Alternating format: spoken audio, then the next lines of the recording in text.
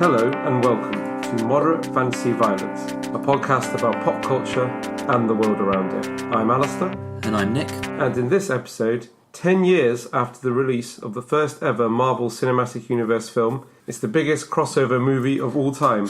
That's right, we're reviewing Avengers Infinity War, the first part of the Infinity War saga, the third Avengers film, and the 19th MCU film. And after that, we'll be discussing how standalone must a film be to count as a real film. But before all of that excitement, if you can wait that long, Nick, do you have anything you want to recommend to our listeners? Yes, as part of my ongoing Nick Reads non-fiction project, I have been reading the book Why I'm No Longer Talking to White People About Race by Rennie Edo-Lodge, which has been, I think, pretty widely reviewed and read. A lot of people I know have read it and seem to like it, and I can confirm that the good book is good. Another comprehensive after-the-fact review from Nick Bryan. It's, despite the title, it is actually a pretty good and engaging and very clear and step-by-step walk through the whole issue, all the issues around race for me, a relatively clueless white person. It may shock you listeners, but I am probably not the internet's number one woke bro. I am semi-conscious at best. So yeah, it was an interesting read to have these issues walked through for me, especially because it is written from the perspective of a black person living in Britain today. So it firstly means it's comparatively recent. You know, it does go up to a bit beyond Brexit, and secondly, it does have British historical references. Like, coincidentally, I learned roughly what the Windrush was from this book at around the time it became currently topical, which is nice, I think, because somewhat oddly, retrospectively, a lot of my education about civil rights that I did have when I was doing, like,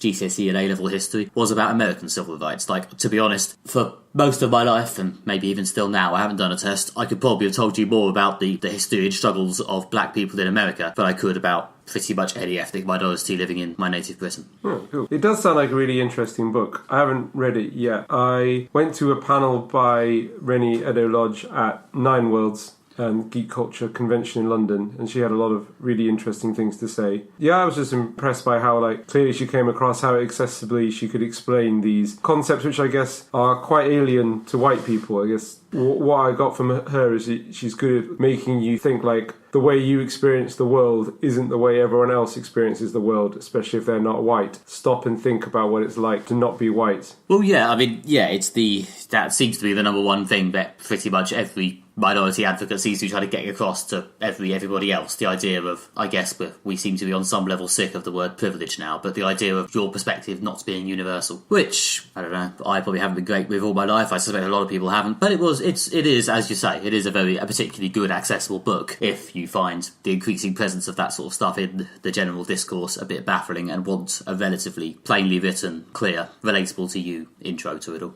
Yeah, sounds good. It's good that you're sort of willing to step outside your perception and things like that. I've spoken to some people about this book and they've basically been entirely unwilling to read it.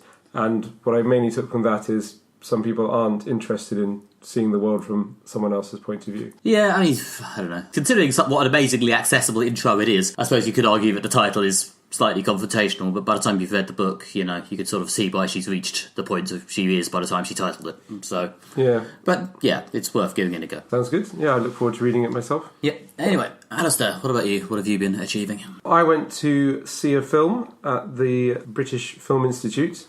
That's a turn up for the books. Yeah, it's a film I wanted to see at the London Film Festival. I think it's coming out soon, and this was a preview at the BFI. It's called How to Talk to Girls at Parties. Ah, another instructive guidance bit of media. Yeah. Did it provide you accessible advice on how to... Yeah, well, it's a very, very strange film. Yeah, it's not particularly... If you're looking for a dating guide... this quite avant-garde film is probably not the place to start. Yeah, this is based on a short story by the famous ethereal author man Neil Gaiman, isn't it? Yes, it is. Yeah, which I actually didn't realise until the credits rolled and it said that. The rough plot is it's set in the mid-1970s, I think 1976. Set during the Queen's Silver Jubilee. There's a kid who's a young teenager. He's a punk. His friends are punks. They like going to sort of punk gigs and that, and they're sort of on the edge of the scene trying to want to get in, and then they're looking for an after party at a gig, and they wander into a house. They think it's the after party, but actually it's a house full of aliens and some very, very strange aliens who are sort of visiting Earth, and he meets one of the aliens. They've kind of taken on human form, and then basically they spend a weekend running around London, and he sort of teaches her about Britain or the world, or teaches her about, they've got a very conformist society. He teaches her about rebellion. I mean, on paper it's quite a straightforward sort of boy meets girl story. I don't know, it's just really weird. Like the aliens are just really, really strange, which is quite funny, but also quite weird. And also, it's quite nice that there's a sort of punk subculture in it. She sort of joins his punk band at one point, and they do a gig at one point that goes quite well. And sometimes a lot of these stories, you hear stories about teenagers and they're just generic teen with generic interests. I think it adds a bit more depth to a character to give them like a specific interest and identity. Yeah, but it might not be a point of reference that means much to you, but it sounds very sort of Vertigo comics, like when Neil Gaiman himself was breaking through in DC. He and Alan Moore and Grant Morrison and a lot of other now sort of famous comic writers did have a famously sort of British punk aesthetic thing, which they brought quite heavily into the comics. I think it's quite an oldish short story by Neil Gaiman, isn't it? It's something he wrote possibly closer to that time, rather than something he's written recently. It does sound like something that like Sandman era Neil Gaiman, another comic from that era, would have written. Yeah, I think so. I mean, the main character is also sort of an inspiring comics writer as well. So yeah, he draws his own sort of punk comics as well as being in this band. And I don't want to say too much about the end, but there's like a flash forward to the 90s when he's Neil Gaiman. Pretty much. The last scene is the guy in a comic shop. Sort of signing a graphic novel he's written, basically about the experience. He's clearly turned his alien encounter into a successful graphic novel. So yeah, and I guess he's got sort of glasses at this point and sort of foppish hair. So is that what Neil Gaiman looks like? Neil Gaiman certainly has always had sort of quite big foppish hair. I don't know if he publicly wears glasses, but he has recently started publicly wearing a beard. Let's take a look at the picture. Yeah, he looks like Neil Gaiman, just with glasses. I mean, to be fair, the lead character of Sandman also look like Neil Gaiman. But yeah, it sounds very Neil Gaiman. I'm impressed this came onto your radar for reasons other than it's by Neil Gaiman. That's really the only reason I've ever heard of it or heard people mention it. Yeah, it was at the London Film Festival and I wanted to see it then. Okay. I liked it because it was about punk subculture, which I really like punk music, and it's sort of weird science fiction. It's very, very odd in places. Yeah, the whole bits of the aliens, some of it is quite avant-garde and quite strange. But I like my weird sci-fi and I like my punk music, so it comes with a recommendation. It should be out. I think it's out now. Probably not everywhere, but certainly in your nearest sort of independent cinema. So it gets a recommendation if you want a weird, offbeat science fiction film. Or by the sound of it, if you're a big fan of the 80s to 90s comics work of Neil Gaiman. Yeah, certainly. Okay, and now the review possibly of the year. Maybe. It's Avengers Infinity War, the first of a two-part movie event in which basically everyone who's been in a Marvel film, or at least had their own Marvel film, with the singular exception of Ant-Man, poor Ant-Man, meets up to fight the bad guy Thanos, who has been sort of hovering in the background of a few of them. So yeah, it's a massive multi-way team-up spanning across the universe. We are recording a couple of weeks after the release, so yeah, it's raised a lot of hot takes on the internet, it's raised an absolute fuckload of money for Marvel Disney. It's definitely going to be one of the big cultural things of the year at this stage. But more importantly, and perhaps most importantly of all, Alistair, what did you think of it? Well, it's a very large accomplishment that this film has no obvious flaws. Wow. That's my take. That's elevating with faint praise. Actually, I mean that is quite a big accomplishment. It's a very big film. It's very complex. There's lots going on. And the fact that basically it doesn't fall apart and there's not obviously something wrong with it actually is a huge accomplishment. To get all those parts moving in sequence is incredibly challenging. I went in with quite low expectations to this film. Well, not quite low expectations, but I was wary. Again, it's so big, it's so complex, I was likely to be let down by it. But actually, it completely exceeded my expectations. I really, really enjoyed seeing it. I thought it worked really well. Every character had a role. Every character kind of, their bit fitted into the main part. Not only the title characters, from Spider-Man to Doctor Strange to the Guardians of the Galaxy, but all the supporting characters from their stories as well. It all fitted together, it all worked, it all told, one consistent story. So yeah, the fact that the whole thing, flew at all is just an amazing achievement. And yeah, I did really enjoy watching it. Yeah, pretty much the same, to be honest. Yeah, I liked it, partly because I guess I'm in the segment of people who would like it, but also I do think it tried enough different or interesting or challenging things, or at least achieves enough impressively complex things to have some merit beyond just needily wanking off people like me. The fact that it doesn't feel like a massive tower that's about to fall on you, the fact that everyone actually gets a characterization moment, the fact the villain, the big CGI villain Thanos, is actually quite good, or at the very least, comes across as an actual character rather than just a bunch of pixels for everyone to punch, is, I think,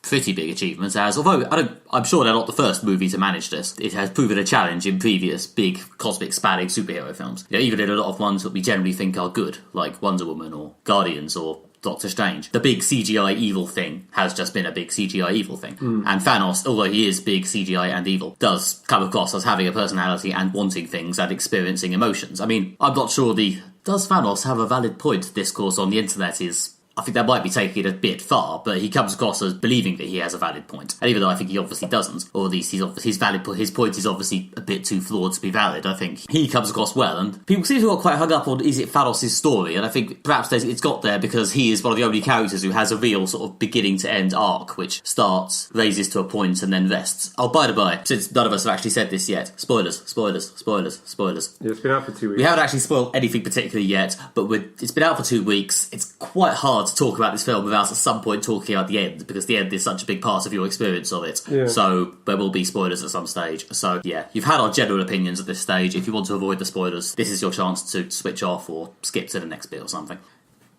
Anyhow, yeah, I think Thanos' arc is the one that rises and falls throughout the film. He's also in the most scenes. He's in the most... Probably certainly among the most scenes, because everyone else has to be distributed into these little groups and fight Thanos at different points throughout the film. Yeah, I mean, and it does a good job of balancing also this sort of general sense of doom, which does hang over the whole thing, with the usual Marvel banter. The two coexist, and for the most part, I didn't feel like they were rubbing up against each other too much. Yeah, because you're just used to it, the banter being the way these characters exist, and yet there is something slightly sad and subdued. A lot of that energy is coming from Thanos, who has no banter at all, and is a very big, imposing, determined, glum, I'm gonna do this presence. But yeah, I think the way they've managed to use that to make this feel a bit different from the average Marvel film, in ways other than just, it's got everyone in it, is one of the things that makes this impressive and good, and ergo, I liked it. Hooray. Yeah. I think the Thanos point is that what makes the character work is that he's got just enough personality and sort of character to be believable, as a villain. And, again, it's a big accomplishment that they managed to make the audience have sympathy for a giant purple potato. Whereas, sometimes, like Guardians of the Galaxy 2, they've got, again, it ends with a sort of a big CGI fight between hero and villain, but, again, spoilers for Guardians of the Galaxy 2, but the villain is obviously Peter Quill's father, so there's, an emotional relationship there as well, whereas Thanos doesn't really have... Well, I suppose he's Gamora's father, but he doesn't really have an emotional connection to most of the other characters, but they give him enough personality and believableness that you can't get where he's coming from. I think if he had more, if they tried to make him too believable, then he would sort of break the spell of, the fact that this is a sort of fantasy film and he is a fantasy villain. The more believable it became, you would bizarrely become less believable because you need to suspend your disbelief. Hey, if he had less personality and character, he would end up like Steppenwolf in Justice League, who was just a big CGI monster for people to punch. He wanted power for power's sake. He was just evil for evil's sake. You just need Thanos just had a bit more than evil for evil's sake, which is what you need from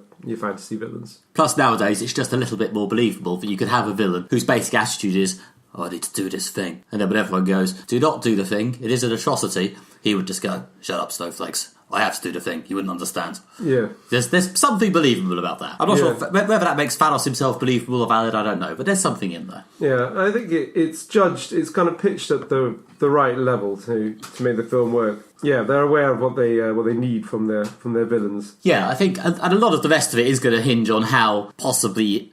Yeah, whether this film works for you as a whole is going to hinge on how attached you are to the notion that your film must walk you gently into everything. Because although this film does take a bit of time to establish and set up and work through Thanos, it pretty much just assumes you know basically everyone else. I do know everyone else. Well, it has to. So I'm a nerd. And even I was a bit sort of, oh, wow, we're getting straight into it, aren't we? When you got past the intro scene to Thanos and then just went straight into the heroes basically assembling to fight him. And you're right, it has to. At this point, I think it's their big 10th birthday present to themselves. A nice reward for having lasting 10 years and being phenomenally successful is, right, we're going to make this film where all the heroes turn up and we just assume you know who they are. And people who don't like that probably won't like that. But to be honest, lads, this film probably isn't aimed at you. Yeah.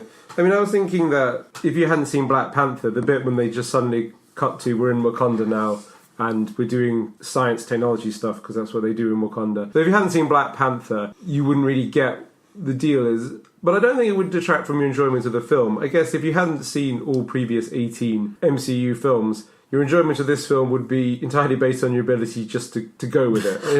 I feel like... I suspect you probably need to at least know roughly who the main Avengers and the main Guardians of the Galaxy are to really get much out of this film. Yeah. I expect there is a point at which point it's just, I see the pixels are moving. But yeah, I also think that they are in the enviable position of having been successful enough to go, right, we can make a film but basically just assumes everyone's seen the past ones, because frankly it's going to be long enough already without us having to walk everyone into every single concept. Well, also the plot is also like straightforward, which makes it works. Like Thanos is coming to kill everyone must fight him, so that makes it more accessible. Like there are charming heroes who want to save the world from the big villain. I mean, I think Captain America Civil War would be a harder film just to drop you in, because it's about the dynamics between the characters. The dynamics between the characters, to a degree, are put on the back burner, although it'd be interesting, I don't know, in the follow-up to this film is the point when Iron Man and Captain America are going to have to bury the hatchet at some point, because they kind of develop the characters a bit in this film, but the main thrust is kind of the sort of moment of we all need to set our differences, aside to deal with the bigger problem. I mean, Civil War was the previous big crossover film, but also the previous film by this writer-director combo. Yeah. And it did struggle a bit at times with the balancing act of, we have a load of characters and our plot is also quite complicated. And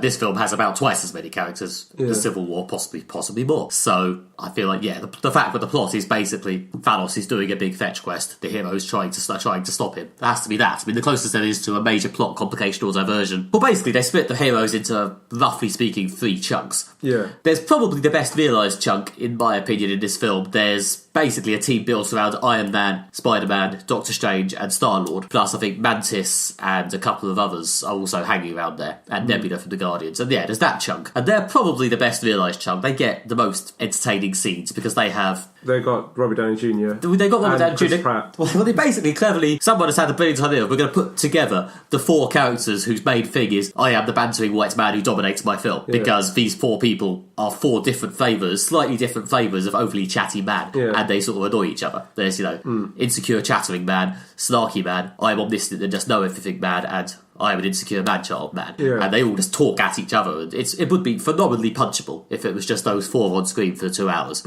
But for their, cumulative half-hour of screen time here, it's quite funny. Yeah, it works. They've kind of taken the dynamics of the characters and put them together in a way that if you had to force these people together to be together, they would rub up against each other. And I guess it's in some ways it's a commentary on the kind of template of the sort of Joss Whedon-esque bantery hero, and actually that they don't go so well together. I don't know. I think the fact that this film is more successful what it's trying to do than Age of Ultron. I don't know. I suspect Joss Whedon would not have been a great pick for this film. I don't think he'd have been able to do the sort of broad strokes that it needs to make this work. I think he might have got a bit lost in the individual character banter stuff. Yeah. I know that Joss Whedon has generally fallen out of favour a bit lately, but even that aside, I'm not sure he'd have been a great pick for this. Then the second group is a sort of Captain America-led one, isn't it? Which is the Earth-based one, which has Captain America, Black Widow, Bucky, obviously, and they go to Wakanda, as they said, and they meet Black Panther, and there's kind of a big set piece there. Yeah, but it's a lot of the characters who were on Captain America's side during Civil War, sort of messing around on Earth, trying to stop Thanos from getting the Infinity Stone that's embedded in the Vision's head. Yeah, that team have a lot of good moments. Obviously, a lot of their stuff is setting up for the big fight at the end. Yeah. A lot of my criticisms on this film kind of end up sounding quite faddish, considering that it seems pretty much common assumed knowledge at this point that Chris Evans is done with this after the next Avengers film. They don't use him that much in this. I have theories about what they're trying to do in this film, and I'll get to that later because a lot of it relates to the end. But the net result of that is Chris Evans gets a bit sidelined here to focus on the Guardians a lot. The fact that the Guardians are meeting the Avengers, and a lot of that stuff is happening in the bits that are off in space. And therefore, Chris Evans, because he's in the group that is not off in space, doesn't get as many or as fun scenes at times. Yeah. I'm pretty sure that'll be rectified in the fourth one, at least I certainly hope it will, because it would be a crying shame if they didn't use him much in his last film. But yeah. Well, there'll be more of him in the next film. We can talk about that when we talk about the ending of this film and what's likely to happen next. We said that, and the third group? Well, it's 4, Rocket Raccoon and Groot, isn't it? Yeah. I like 4. 4 is still in his sort of slightly comic bro post-Ragnarok mode, with an added hint of tragedy because... Spoilers again, everybody. Quite bad things happen to him in the opening scene of this film. At the end of Thor Ragnarok, a refugee ship was flying away from Asgard having been annihilated in Ragnarok. Yeah. And in the beginning of this film, Thanos intercepts that refugee ship and kills... A lot of people seem to be assuming that everyone on that ship is dead. I thought there was dialogue saying that Thanos had just done his signature move and only killed half of them. Yeah. So presumably anyone who doesn't die on screen, like, say, Valkyrie, who isn't actually in this film, they can just go, well, she was in the half he didn't kill. Yeah, I think that's likely. But, I mean, this is pretty much the opening of the film, but this is your last warning for serious spoilers, is that pretty much the opening set piece of the film is the death of Loki. And the film will sort of continue at that pace to dispatch at least mid-tier MCU character about every sort of half hour or so. Well, yeah, they kill Loki, they kill Idris Elba's Heimdall, a character who has not been that well used lately, but, you know, is still always a shame to see Idris Elba die. Yeah, they have taken the opportunity to make this film that's an epic battle to thin the ranks of the MCU universe. I mean, like I say, it's got quite large, there's quite a lot of characters, and thought, well, we need to create a sense of epicness. We also have a lot of characters, so we can afford to kill quite a few of them. Yeah, and a lot of actors who have been doing this a while and probably wouldn't necessarily mind being released from the shackles of their contracts. Yeah, rather than just fading away. Or who are coming to the end of their contracts and don't want to re-sign. So yeah, I'm sure people like Tom Hiddleston were happy to come back to do, a couple of quick death scenes. Yeah, so yeah, I wasn't surprised when, they killed off Idris Elba's character and they killed off, Loki. And... I mean, it does kind of, to an extent, does kind of answer a question I had whilst watching Thor Ragnarok, which is, why have they bothered to keep Idris Elba in this? Oh, it's so he can die at the start of Infinity War, gotcha. Yeah, or he had a 3-picture deal or whatever. Yeah. Also, for a film, like I say, that has a very high body count and they kind of cannon through the deaths, some of them are actually quite, there's a real emotional sort of punch you get. I think the one that really affected me the most was when they killed off Gamora from Guardians of the Galaxy, and what's quite a heartbreaking scene when Thanos dispatches his own daughter. And again, for a giant purple potato, there is enough emotion to make you believe that he's not entirely cold and heartless. He does feel bad about killing his daughter, but he has belief in his great cause. Exactly. You can believe he feels bad about it. You can also be aware that, as a general rule, if I read in the news about a cult leader who had tearfully killed his own daughter because he believed it had to be done because it was bringing about the next stage of humanity, I would not think, oh, poor dude. I would think, can't. But that's very much on display here, but it's still sad in the moment. Yeah. Getting into the spoiler speculation section, I kind of think Gamora will be back. I think she's too major a character to not have in the next Guardians film. And I imagine her soul is probably trapped in the Soul Stone or something, and she'll be back in the next one. I think right at the end of the film, there's a sort of ghost of her that appears. Although you don't know. It might be Thanos imagining it or something, but yeah. Yeah, it could be a dream, could be an echo, I mean. Yeah. And then, of course, if we're talking about deaths, I guess that segues us nicely into the ending of the film. And again, spoilers, guys. Run. When Thanos, as the sort of the inevitable big all is lost midway cliffhanger, gets the Infinity Stones, clicks his fingers as he's kept saying throughout the film he was going to, and half the life in the universe just disappears, which includes, of course, about half of the hero cast of Infinity War. Yeah. Which has been a bit divisive for some people, because I think a lot of people seem to have taken the view that basically, well, a lot of those characters have their own films. The obvious example are Black Panther, Spider-Man, all of whom disappear. Most of the Guardians disappear. Yeah. And therefore, they'll be back. They're literally filming Spider-Man Homecoming 2 as we speak. Yeah, and they've announced the Guardians sequel, and I think pretty much all the Guardians get wiped out of existence apart from Rocket Raccoon and Nebula. The view I saw on the very good and also very long, actually longer than Infinity War, Cinematic Universe podcast about Infinity War. That's impressive. It is the impressive. film is 2.5 hours long. I know, but the Cinematic Universe episode is 2 hours and 50 minutes. It's good though. If you have the patience for a nearly 3-hour podcast, it is a good discussion. The one comment they make about the ending, which I wanted to swipe slightly, is the idea that, to be honest, what's actually happened is the characters who've disappeared are safe. Yes, they're obviously going to be back because a lot of them have sequels to star in. Yeah. But at the end of the day, the characters who've disappeared are probably going to be retconned back into existence. The ones who are still there, some of them are probably going to get it. And it's probably going to be more permanent. Yeah, actually, that's something I hadn't thought of. Yeah, actually, maybe you wanted to be magicked out of existence at the end of the film. Well, really, yes, because Downey Jr. and Evans, Stark and Rogers are both still there, and at least one of them is surely going to get it. The biggest Avengers are all safe. So Iron Man doesn't get magic out of existence, neither does Captain America or Black Widow. Bucky disappears and Doctor Strange disappears. At the moment when Black Panther disappears, they're like, well, they're mad if they don't make a Black Panther sequel, and then Spider-Man disappears. But that was a nice scene, by the way. Nice acting from Tom Holland. Yeah. I didn't entirely sob my eyes out at a lot of the ending, but when Spider-Man disappeared whilst tearfully apologising to Tony Stark, perhaps it was my inner Spider-Man fan, but I did feel some emotion at that stage. No, it was good, yeah. But yeah, I think it's indicative that this, in terms of how they're dividing these two films, Infinity War is the big mash-up, team-up, Guardians meet Avengers, everybody's in it. Yeah. Avengers 4, the next one, which they haven't officially named, is going to be more of an actual Avengers film. It's just the Avengers left. It's actually just going to be a film about that group of 6 to 10 characters. It's not going to be a film about everybody. Everybody will probably just turn back up at the end for one last wave. Yeah. The actual Avengers 4 is going to be more of a closed-off Avengers film. Yeah, they've taken the opportunity to seriously thin the ranks. By coincidentally dissolving almost everyone who isn't an Avenger. Yeah. Except Nebula, who for the record, I'm not going to go hard on the death pool for anyone because I'm not au fait with contracts, but Nebula's fucked. The fact that Nebula didn't disappear as far as I can see means she's going to die.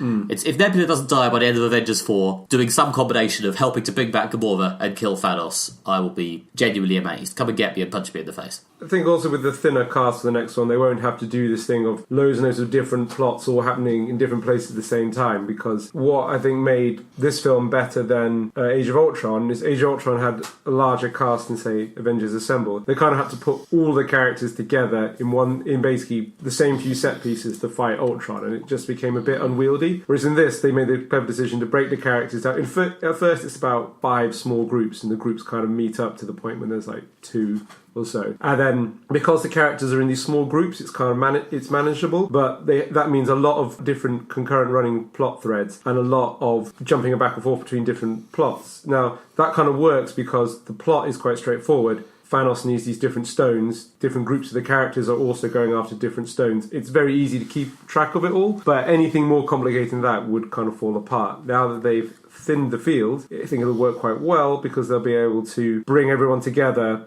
much more like, say, Avengers Assembled. It'll be a small team of about sort of 5 to 6 main characters, and they'll be able to make them mean they can have one plot thread without it being unmanageable. Well, yeah, and I think they'll be able to be a bit more focused on developing individual characters. I imagine, to be honest, as I said at the very beginning of this epic discussion, no one except Thanos really has much of an arc in this film. Yeah. I'm hoping in the next film, because we'll be focusing a bit more on, the core Avengers, Captain America, Iron Man, there will be a bit more of them actually developing through the film towards, I'm still assuming, at least a few of them dying. I mean, the danger with something like this, which levers so heavily into its follow-up, is if part 2 is crap, then I imagine the rosiness with which we look back on the whole enterprise might go down a bit. Yeah. Because this is, in spite of the fact that they changed the name, so it isn't Infinity War Part 1. They're allegedly, according if you read the director interviews, really separate films. This is not true, I feel, or at least this is, you really have to want to believe it. This is part 1 of a 2-part season finale, and if the second part is rubbish, like a lot of TV show season finales, like, I don't know, the end of Doctor Who Season 3, say, if the second part is rubbish, it will unavoidably mean we won't be able to look back on the quite good first part with quite as much love. Yeah. I feel. That's a shame. But we won't know that for about a year.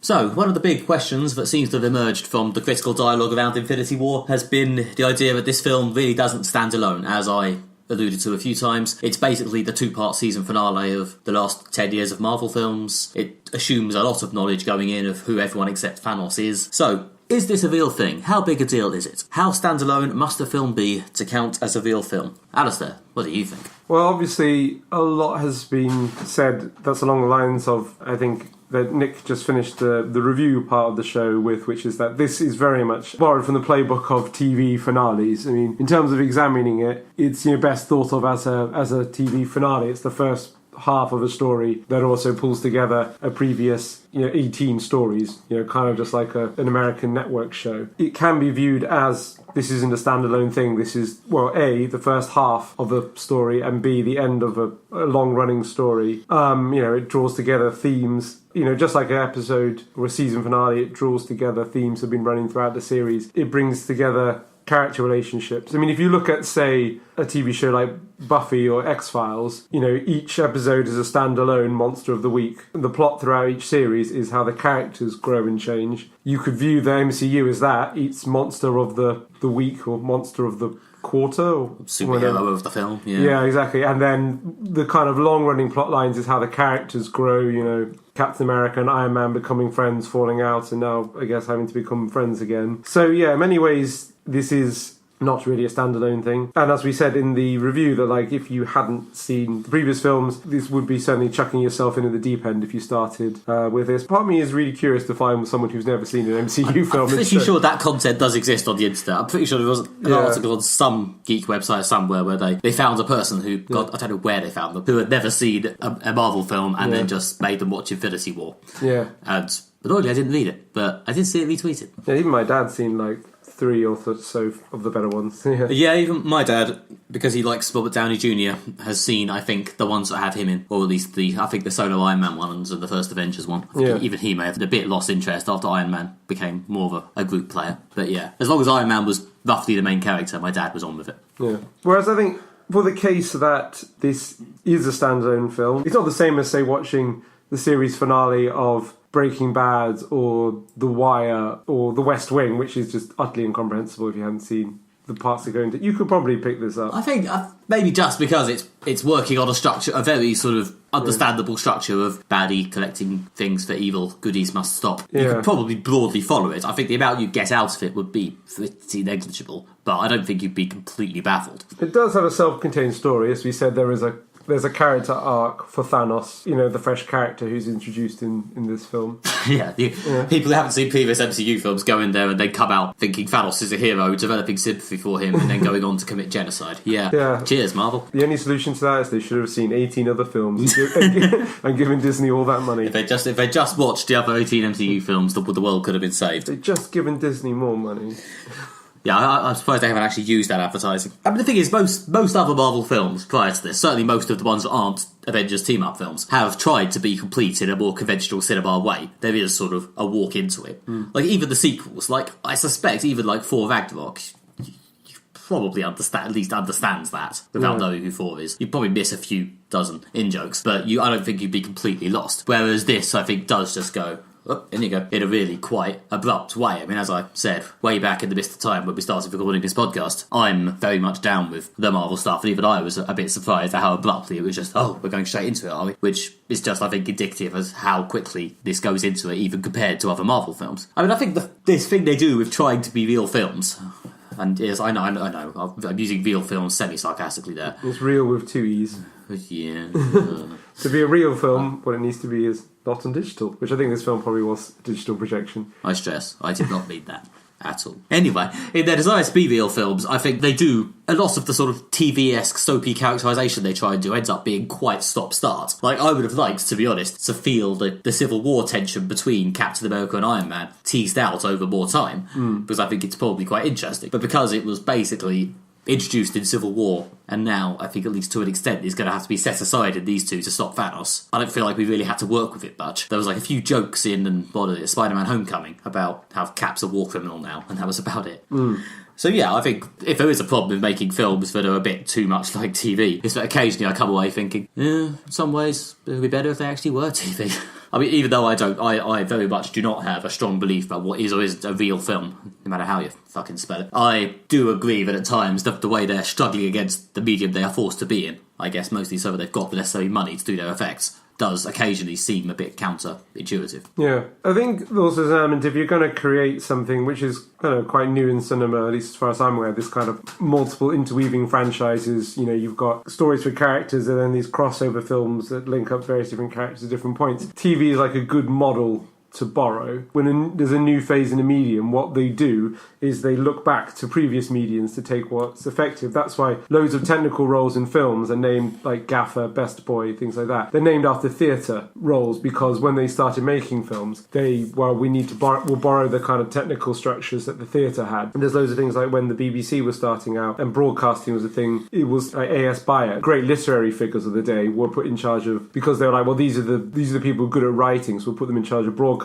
And then it took time for broadcasting as a discipline as itself to emerge. So I guess this is the first thing of this. I mean, there's like Harry Potter was an 8-film series. It's It wasn't one plot made of line. interweaving plots. Yeah. I guess it's the first thing to really do this sort of interweaving, weird, almost anthology-esque structure of things coming together. Yeah. But it's not the first very long series. I mean, there might even be horror series that have come very close to having 19 films, but I'm not sure any of them have quite made it. I'm sure there's films that run... Have there been 13 Friday the 13th films yet, or is that too perfect? I think I remember when they did the 10th one. So yeah, I mean... So they probably have done 13. Certainly not the first people to get into double figures, but as you say, they're normally slightly more conventional, numbered series of sequels rather than this massive structure. I mean, obviously, James Bond has passed the 25 points at some point, but... There is also him. But James Bond is very much standalone and even resets its entire continuity at various points. Yeah, I mean, a lot of it's goodwill again. I mean, a lot of it, again, is because the Marvel stuff is mostly good, or at least enjoyable. You're willing to let them get away with this. I mean, it's also, a lot of this is kind of the reason why Marvel develops the post-credit scene. It's not just to annoy you. That's a fortunate side product. It's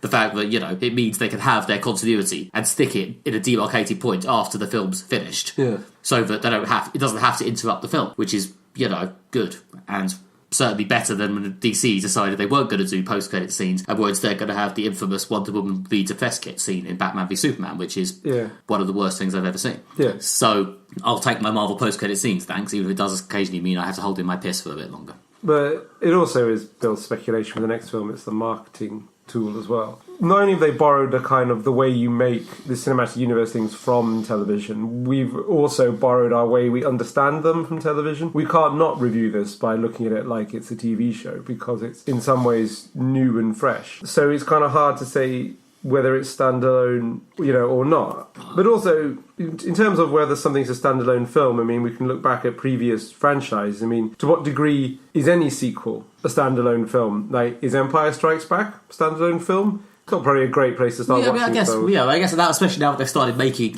interlocking anthology films, Star Wars is probably the closest thing to the Marvel Cinematic Universe. Certainly the closest one to actually succeed. Yeah, well, especially now you've got the spin-off films like Rogue One and Solo that comes out. No one seems able to do this stuff, I guess, because it relies on a certain amount of goodwill without having something pre-existing to draw on. Like, no one's going to try and go, right, we're starting a cinematic universe based on this thing we just made up. Yeah. It has to be, something that was big in cinema 30 years ago, like Star Wars, or the Universal Monsters Dark Universe thing that started and then immediately failed last year was meant to be a universe made of banging together. Yeah, there were MGM horror various film monsters characters. like the Mummy and the Invisible Man and stuff. Yeah, there were a lot of them, like the sort of Victorian things. There was kind of like Jekyll and Hyde and things like that. You mean, I'm sure people have written comics and done films and stuff that kind of cross over. What if Jekyll and Hyde and...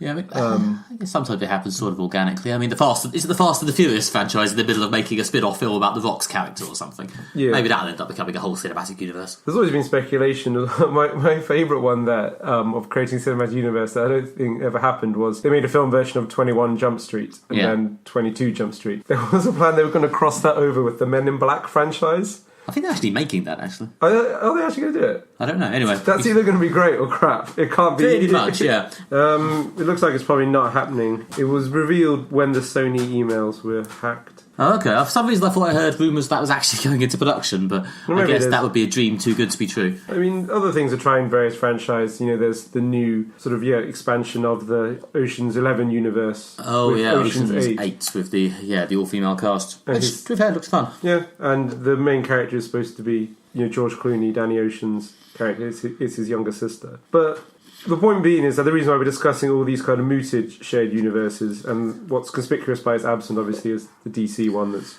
currently taking a break to think about what it's done.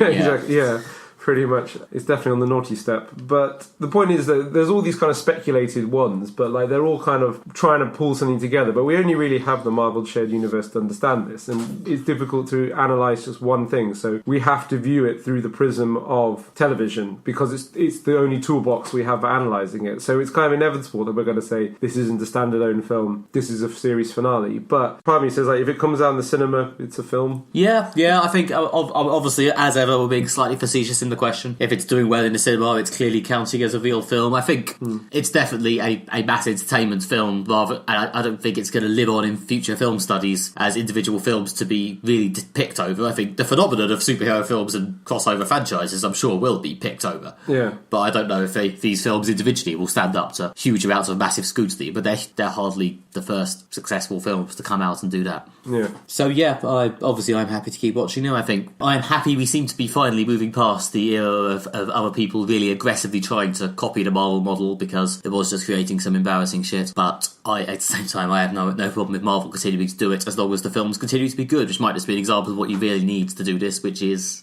as I might have said earlier, just goodwill. Yeah. As long as the films continue to be decently entertaining, as long as they don't fall prey to, the filler episode phenomenon of TV shows. Because I think the fact that I have to spend the tenner to go and see all these films, or if you go to the IMAX like I did for Infinity War, a 20er, then I think you do need to, at least to some extent, feel that you've seen something. It can, at least to my mind, be something that's heavily dependent on other things, but it has to be something.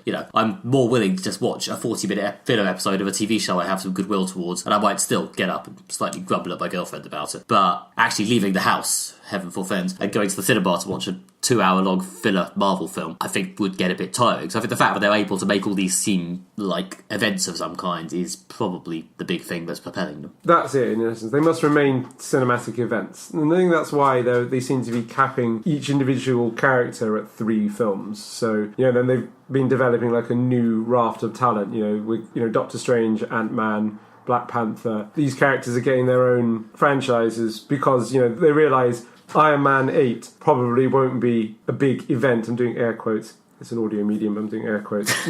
Iron Man 8 won't be a big event. It won't keep it fresh. So they need to keep them being events. So that's why they need to have some element of freshness to it. Also, I forgot to say this in the Infinity War review. I could edit it earlier, but I probably can't be bothered. Liked Doctor Strange in this film. Thought he actually came across as a bit more fully formed and interesting than he did in his own film. Yeah. I'm hoping that bodes well for the sequel, but they haven't actually announced yet. Yeah. Anyway, I'm done. That's all we have time for. If you've enjoyed this episode of Moderate Fantasy Violence, then please subscribe and leave us a review wherever you get your podcasts, as it helps other people find out about the show. You can also visit our website, moderatefantasyviolence.com, where you'll find other episodes of this podcast, short audio clips, and bonus written pieces from Nick and myself. Okay, and if you want still more from the MFV Media Empire, you can also follow us on Twitter, where we are MFV Podcast, or I think you could probably just search Moderate Fantasy Violence and look for the little purple logo. And you can also do the same on Facebook, where we have a page. And yep, I've been Nick Bryan. You can find more from me at nickbryan.com, including some comics I've written, which are up there for free. And I believe pre-orders are up now for the 5th book in my crime series, Hobson and Choi, which will be out at the end of May and is very exciting, and you should definitely buy it. Although you should definitely also read the first 4, because like the Marvel Cinematic Universe, it's not very standalone. I've been Alistair Ball. You can follow me on Twitter at AlistairJRBall, and you can find more of my writing at redtrainblog.com. Okay, and if you want still more of us, if you haven't had enough after this episode, you can listen to our guest appearance on the Advenwhat podcast, which, as we've mentioned before, is a delightful podcast about storytelling, well, in which people tell stories, featuring Amy and Becky. And yes, we have recorded a guest appearance on that show, and that should be up on the internet pretty soon. Thanks for listening. Next time, we're sticking with Marvel, and we'll be reviewing Deadpool 2. Deadpool was the first film we ever reviewed, so we're really excited for Deadpool 2. Join us next time for that. Goodbye. Bye.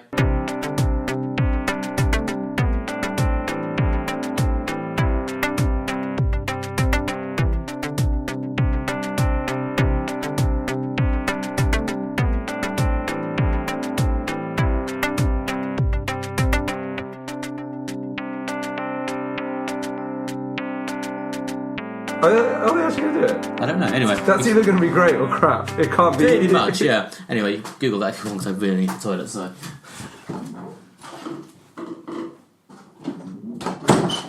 Interlude music. Do, do, do, do, do, do, do.